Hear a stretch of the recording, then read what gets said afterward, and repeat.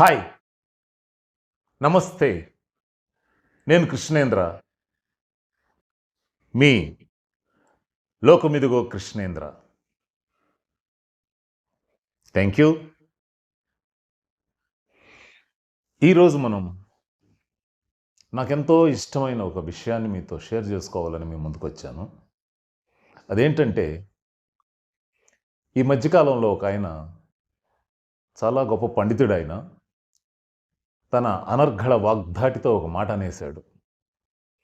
ఏది పడితే అది తినకపోతే ఎందుకు, అది ఒక బతికేనా, అది తినాలా ఇది తినాలా, ఉంటే ఉంటాం పోతే పోతాం, ఈ ధోరణిలో ఆయన మాట్లాడేశారు. మనం ఏం చెప్పినా వినేవాళ్ళు ఉన్నారు కదా అని అనాలోచితంగా మాట్లాడకూడదు కదా. అన్నీ మనకే తెలుసు అనుకోవటం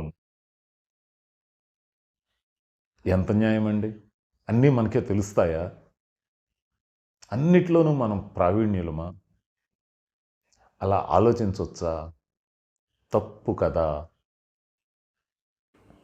అలా ఆ మాటలు విన్న తర్వాత నేను మీతో ఈ విషయాలు షేర్ చేసుకోవాలని మీ ముందుకు వచ్చాను. అన్నీ తినేస్తాం, ఏది పడితే తినేస్తాం. తినంగానే పోం కదా పైకి, ఉంటాం. కానీ వస్తాయి. ఏంటి వస్తాయి? జబ్బులు వస్తాయి. ఈ విషయాన్ని ఆ పెద్ద ఆయన మరిచారో లేదంటే ఆవేశంలో చెప్పేశారు. ఏది పడితే తింటే ఏమొస్తాయి? జబ్బులు వస్తాయి. అప్పుడు ఎక్కడికి వెళ్తాం? హాస్పిటల్కి వెళ్తాం. అప్పుడు ఏం పోగొట్టుకుంటాం? డబ్బులు, ఆస్తులు, మనం సంపాదించుకున్నది, లేదంటే మన పిల్లలు ఎర్న చేసింది పోగొట్టుకుంటాం. ఒక్కోసారి ప్రాణాలు కూడా పోగొట్టుకుంటాం. కాబట్టి మనము ఏం తినాలి, ఏం తినకూడదు అన్నది కాస్త వివేచన చేసి, కాస్త మన బుద్ధిని ఆ ఆహారానికి జోడించి మనం సేవించాలి. బుద్ధిని ఆహారానికి జోడించి మనము సేవించాలి. ఇందులో ఇంక రెండవ మాటకే అవకాశం లేదు, అదొక్కటే.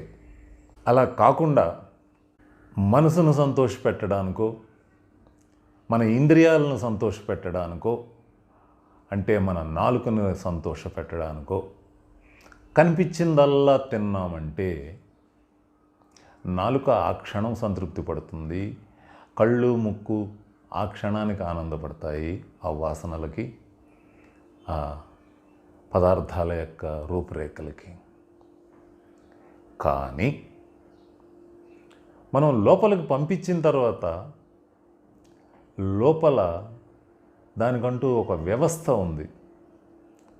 ఆ వ్యవస్థకి మనం పంపించింది నచ్చదు, బాధపడుతుంది. ఏంట్రా ఇలాంటివి పంపిస్తున్నారండి నా దగ్గరికి, నేనేం చేయాలి ఇదంతా అని బాధపడుతూ, సరే తప్పదు కదా అని ఆ ప్రక్రియ చేసుకుంటూ పోతూ ఉంటుంది. ఈ క్రమంలోనే మనము అనేక రకమైన అసౌకర్యాలకి, బాధలకి, రోగాలకి గురి అవుతాం. ఇది మర్చిపోవద్దు. సో మనము బాగా గమనించాల్సింది ఏంటి అంటే, జబ్బుల పుట్టుకకి వంటిల్లే ప్రధాన కారణం. నా మీద కోపం వచ్చేస్తుందా అందరికీ?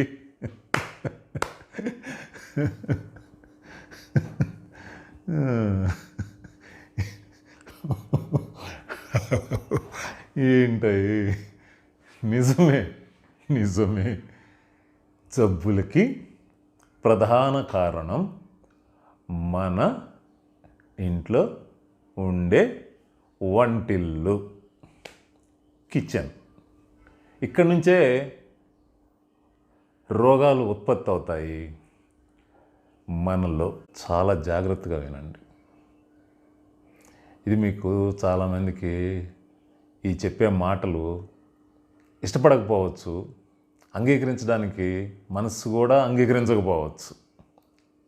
కానీ సత్యం సత్యమే కదా, నిజాన్ని దాచలేము.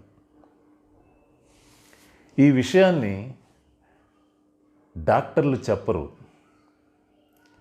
అసలు రోగాలు ఎందుకు వస్తున్నాయో అనేది మనకి చెప్పరు. వాళ్ళకి అంత టైం లేదు. వాళ్ళు బుడబుడబుడబడా మందులు రాయడానికే వాళ్ళ వృత్తి నైపుణ్యాన్ని పరిమితం చేసేసుకున్నారు. మనం మాత్రం ఈ రోగాల బారిన పడడానికి అలవాటు పడిపోయాం. జబ్బులు,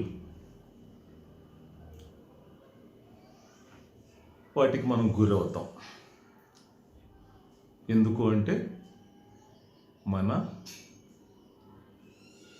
లైఫ్ స్టైల్, మన జీవన విధానాల ద్వారా మనము, మన కుటుంబంలో సభ్యులు, మన ఆత్మీయులు ప్రతి ఒక్కరూ వాటికి, ఆ ఇబ్బందులకి గురవ్వాల్సిందే.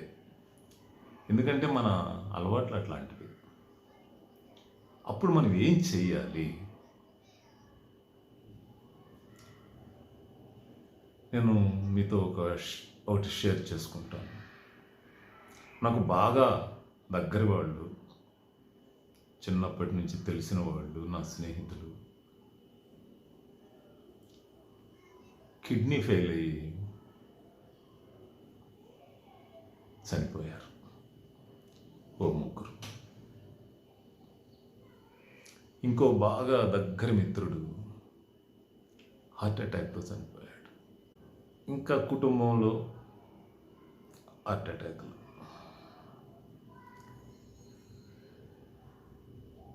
వీళ్ళందరూ వైద్యం చేయించుకోలేదా?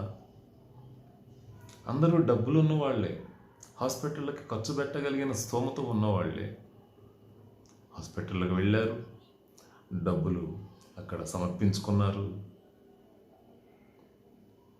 ప్రాణాలని పోగొట్టుకున్నారు. మరి దీనికి తరుణోపాయం ఏంటి? ఎలా? మనకొచ్చిన రోగాల నుంచి డబ్బుల ద్వారా మనల్ని మనం కాపాడుకోలేకపోతున్నాము అంటే హాస్పిటళ్ళ ద్వారా. ఒక్కొక్కసారి బయటపడతాం, చాలాసార్లు వెళ్ళిపోతుంటాం. మనం మన ఆత్మీయుల్ని, మన కుటుంబ సభ్యుల్ని, మన దగ్గర వాళ్ళని కోల్పోతుంటాం. బాధపడతాం, ఏడుస్తాం. కానీ లోతుకెళ్తే ఏంటి అని చూడాలి.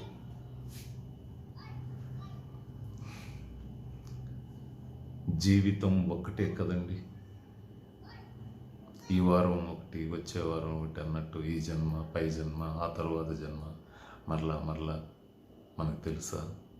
అసలు ఉన్నాయా? తెలియదు.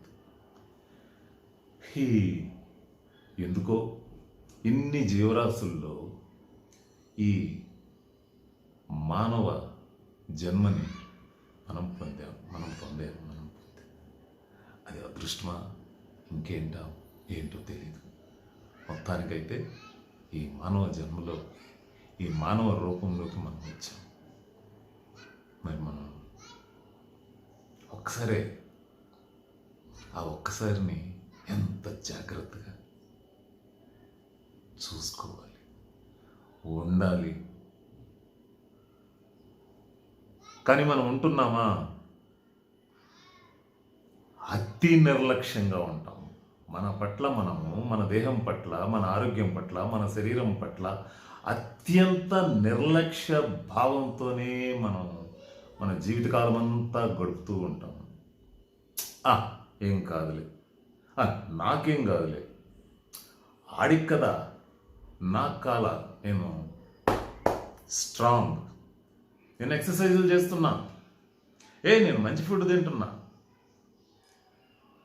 ఇలా మనల్ని మనం మభ్యపెట్టుకుంటూ, మోసము చేసుకుంటూ మన ఇష్టారీతిన ప్రవర్తిస్తూ బతుకుతాం.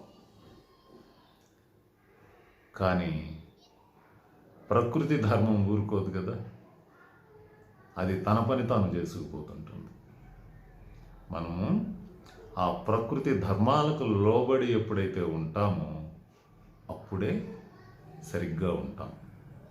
ఆ ప్రకృతి ధర్మాలను మనం తప్పితే మనం కూడా తప్పుకుపోవటమే. సరే,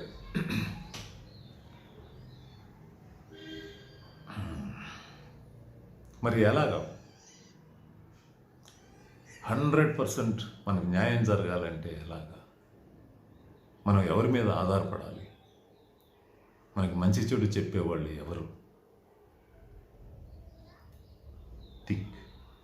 ఆలోచించండి. ఈ విషయాల గురించి ఈరోజు నేను మీతోటి షేర్ చేసుకోవడానికి ఈ ఉపోద్ఘాతం అంతా. ఇలాంటి బాధలతోటి మనుషులు ఉండకూడదని, ఈ ప్రపంచంలో బాధలు లేనే సమాజం కావాలని. బాధలు లేని సమాజం అంటే ఏంటి? రోగాలు జబ్బులు లేని లోకం. అట్లాంటి దానికోసం కృషి చేసే మహానుభావులు, గొప్పవాళ్ళు కొద్దిమంది అదృష్టవశాత్తు మన దేశంలోనే ఉన్నారు. వాళ్ళ గురించి తెలుసుకుంటే, ఆ తెలుసుకున్న దాన్ని కానీ మనం మన ఇంటిలోకి తెచ్చుకోగలిగితే మనం ధన్యులం అయిపోతాం. మన కుటుంబం సుఖశాంతులతో హాయిగా ఉంటుంది. అది చెప్తాను ఈరోజు.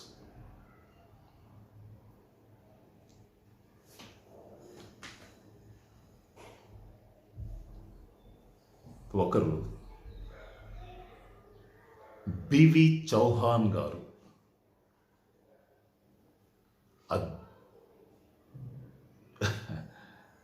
బివి చౌహాన్ గారు, ఈయన గుజరాత్ రాష్ట్రానికి చెందిన వ్యక్తి. ఇంకొక ఆయన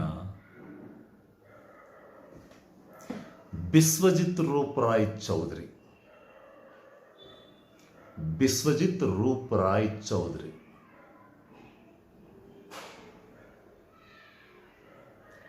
ఈ ఇద్దరి గురించి ఈరోజు కొద్దిగా చెప్తాను.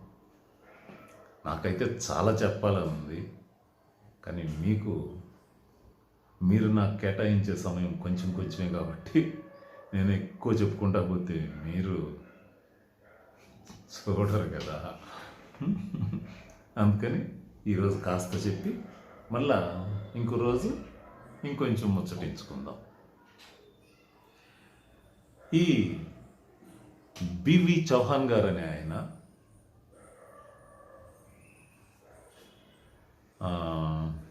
గుజరాత్ రాష్ట్రానికి చెందిన ఒక ఎలక్ట్రికల్ ఇంజనీర్. ఈయనకు చిన్నతనం నుంచి రకరకాల జబ్బులతోటి పెరిగాడు. చిన్నప్పటి నుంచి అలా అలా అలా చదువుకోవటం అయింది, ఇంజనీర్ అయ్యాడు, పెళ్ళి అయిపోయింది, ఇదంతా జరుగుతూ ఉంది. కానీ ఈ దేహంలో ఉండే బాధలు, ఆ రోగాలు ఆయనకి మానసిక శాంతి లేకుండా చేశాయి. ఎన్నో ప్రయత్నాలు, ఎన్నెన్నో హాస్పిటళ్ళు,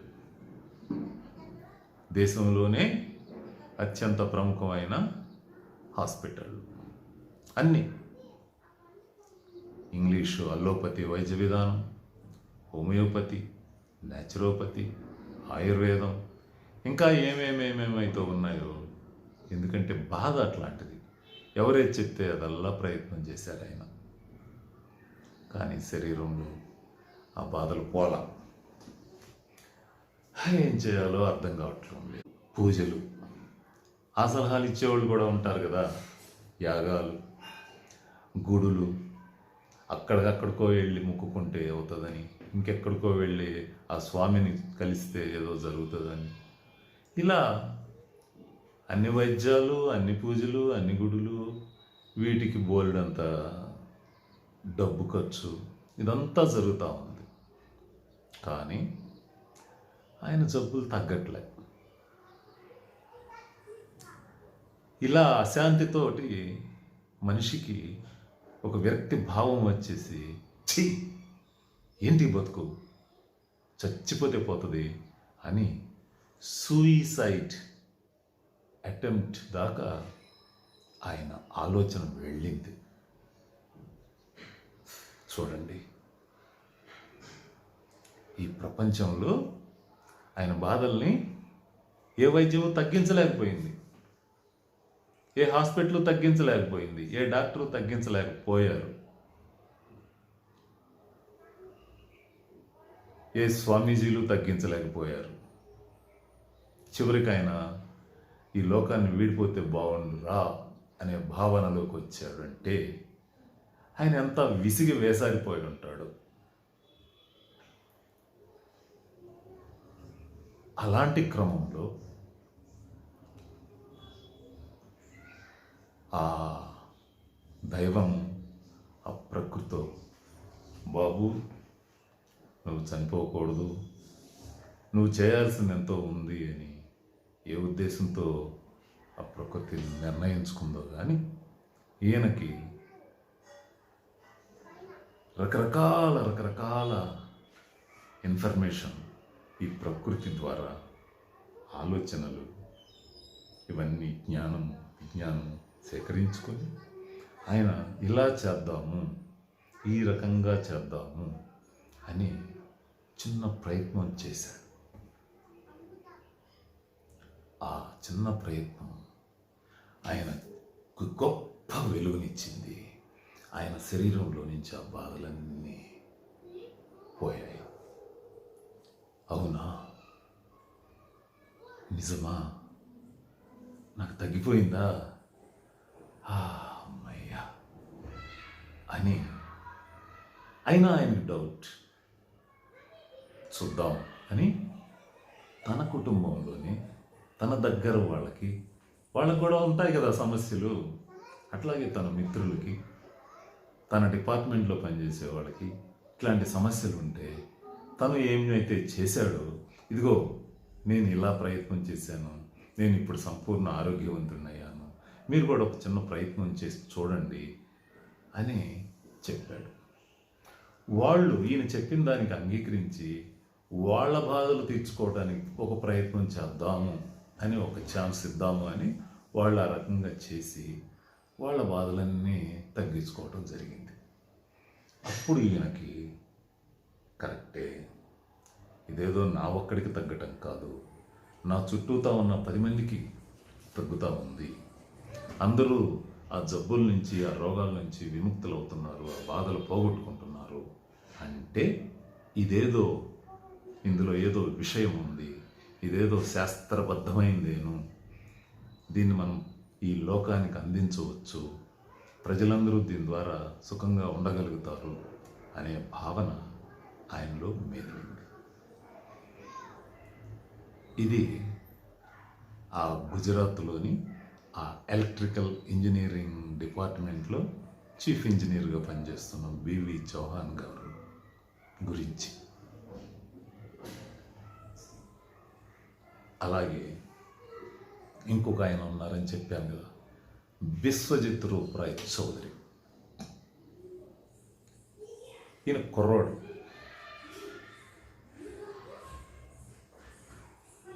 అనేక విషయాల్లో నెంబర్ 1, మెమరీలో వరల్డ్ రికార్డు, ఆయన మనకి ఉండటం మన అదృష్టం. ఈ బిశ్వజిత్ రూప్రాయ్ చౌదరి ఈయన వర్క్షాపులు అవి కండక్ట్ చేస్తుంటారు ఈ హెల్త్ ఇష్యూస్ మీద. అప్పుడు ఆ వర్క్షాపులకి అటెండ్ అయిన వాళ్ళు ఆయన ఉపన్యాసము, ఆయన లెక్చర్ అయిపోయిన తర్వాత క్వశ్చన్ ఆన్సర్స్ అవర్లో మీరు అడగండి అంటాడు ఏదైనా. అప్పుడు వీళ్ళు నాకు ఫలానా జబ్బు ఉందండి, నాకు ఫలానా జబ్బు ఉందండి, నాకు అది ఉందండి, ఇది ఉందని ఏదన్నా అడుగుతారు.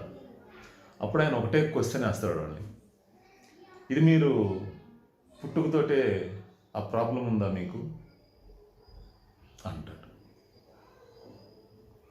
లేదండి నాకు 4-5 ఏళ్ల క్రితం వచ్చింది అని వీళ్ళు ఏదో చెప్తారు. పుట్టుకతో రాలేదు కదా, మధ్యలోనే కదా వచ్చింది, అయితే తగ్గిపోతుంది అంతే అంటాడు. అలా ఎవరు చెప్పగలరండి? చెప్పగలరా? ఇదిగో తగ్గిపోతుంది అని భరోసా ఇవ్వగలరా? అది బిశ్వజిత్ రూప్రాయ్ చౌదరి. ఆ నమ్మకం, ఆ కాన్ఫిడెన్స్, నీకు మధ్యలో వచ్చిన జబ్బు పోతుంది, ఆఫ్టర్ ఆల్ నువ్వు కమాన్ రా, చెయ్యి అంటాడు ఆయన. ఆయన పేరు బిశ్వజిత్ రూప్రాయ్ చౌదరి, బిఆర్సి అంటాం మేము. ఈ ఇద్దరు లోక కళ్యాణానికి పాటుపడుతున్నారు. మన ప్రాబ్లం ఏదైనా, బీపీయా, షుగరా, కిడ్నీ ఫెయిల్యూరా, హార్ట్ అటాకా, బ్రెయిన్లో స్ట్రోక్ వచ్చి కోమాలోకి వెళ్ళిపోతామా, లేదంటే పక్షవాతం వచ్చేస్తుందా, సమస్య ఏదైనా అన్నీ తగ్గించుకోవచ్చు. తిరిగి మనము నార్మల్ లైఫ్లోకి వెళ్ళవచ్చు, ఆనందకరమైన జీవితాన్ని జీవించవచ్చు అని వాళ్ళు చెప్తున్నారు. మనకేంటంటే అవి దూర ప్రాంతాలు కాబట్టి, మన రాష్ట్రం కాదు కాబట్టి ఆ నాలెడ్జ్ మన దాకా బాగా విస్తృతంగా రాలా. ఇక్కడ చాలామందికి ఆ విషయాలు వాళ్ళ గురించి తెలియట్లా. అందుకని మనం హాస్పిటల్కే వెళ్తున్నాం, లక్షల డబ్బులే పోగొట్టుకుంటున్నాం, ప్రాణాలు పోగొట్టుకుంటున్నాం. మనకి హాస్పిటల్లే దిక్కయ్యాయి. అందుకు నేను ఈరోజు ఈ నాలెడ్జ్ని మీకు నేను షేర్ చేసుకోవటానికే ఈ సమయాన్ని కేటాయించుకున్నాను. ప్రాణం విలువైంది, జన్మ ఒక్కసారే, అది ఇప్పుడు వచ్చింది మనకి. 10 కాలాల పాటు ఈ శరీరంలో మనం ఉందాం. దీన్ని పాడు చేసుకుంది, దీన్ని ఇంకా మనం ఉండలేం కదా. దీన్ని జాగ్రత్తగా కాపాడుకోవాలి. This is our temple. ఇది దేవాలయం, దేహమే దేవాలయం. ఈ దేవాలయం అంటే ఇది బాగుంటేనే దీంట్లో మనం ఉంటాం. ఇది బాగలేకపోతే మనకి ఇక్కడ ప్లేస్ ఉండదు. అది సంగతి. సో ఇద్దరు గొప్ప వ్యక్తుల గురించి వాళ్ళ మైండ్లో దీని ద్వారా ధనం సంపాదిద్దామని, పేరు ప్రఖ్యాతలు సంపాదిద్దామని వాళ్ళకి ఆశ లేదు, ఆ కోరిక లేదు. అందుకు వాళ్ళు గ్రేట్ పీపుల్ అయ్యారు. అదే వేరే వాళ్ళు అనుకోండి, ఇది మా సొంతం, ఇది మేమే కనిపెట్టాం, మేమే గొప్ప, ఇదిగో దీనికింత అది ఇది అని డబ్బు సంపాదనకి ఆ తెలివితేటల్లో వాడతారు. కానీ వీళ్ళు అట్లా కాదు. అందుకు ఆ గొప్పవాళ్ళని మీ ముందుకు తెచ్చారు. శ్రీ బివి చౌహాన్ గారు, అట్లాగే బిశ్వజిత్ రూప్రాయ్ చౌదరి గారు. వీళ్ళు ఏమేం చేశారు, ఈ లోక కళ్యాణానికి వీళ్ళ వల్ల ఏమేమి జరుగుతూ ఉంది, వీళ్ళు ఏం చెప్పారు, మనం ఏం చేయాలి, ఈ విషయాల్ని నేను నా తదుపరి వీడియోలో మీతో షేర్ చేసుకుంటాను. ఎందుకంటే ఇప్పుడు అదే చెప్పటం నేను స్టార్ట్ చేశాను అనుకోండి, టైం ఎక్కువ తీసుకుంటుంది, మీరు మధ్యలో బ్రేక్ తీసుకుంటారు. మిమ్మల్ని చూస్తేనే నాకు భయం, లేదంటే నేను ఎంతసేపు అయినా చెప్పగలను. కానీ నాకు మీరు ముఖ్యం కదా, మీకోసమే నేను ఈ ఛానల్ పెట్టాను. నమ్మండి, మీకోసమే. ఈ లోకమిదిగో ఛానల్ మీది. ఈ ఛానల్ని మీరే ముందుకు తీసుకెళ్ళాలి, నలుగురికి పరిచయం చేయండి. నేను చెప్పేది మంచిది అని మీరు ఫీల్ అయితే ఈ ప్రయాణంలో నాతో మీరు అడుగు వేయండి. సబ్స్క్రైబ్ చేసుకోండి. మీ మిత్రుల్ని, బంధువుల్ని, మీ పరిచయస్తుల్ని అందరినీ సబ్స్క్రైబర్లుగా చేర్పించడానికి ట్రై చేయండి. అట్లాగే లైక్ చేయండి, ఈ ఛానల్ని 10 మందికి షేర్ చేయండి. అలాగే మీ అభిప్రాయాల్ని, మీ స్పందనని కామెంట్ రూపంలో ప్లీజ్. మీ కామెంట్స్ కూడా నాకు ఎంతో విలువైనవి. ఏదో చూసేసి మన ఆఫ్ చేసుకుందాం ఫోన్ అట్లా వద్దు. మీ కామెంట్స్ కూడా నాకు ఇవ్వండి ప్లీజ్ ప్లీజ్. సరేనా? Thank you. మరొకసారి ఈ ఇద్దరు గురించి, వీళ్ళు ఏం చెప్పారనే దాని గురించి నేను ఇమ్మీడియట్గానే ఇంకొక వీడియో చేస్తాను. అది రేపు ఎల్లుండోనే మీకు అందుతుంది, చూడండి. మరి థ్యాంక్స్ చెప్పుకొని బై బై తీసుకునేదా మీ దగ్గర? Thank you, bye.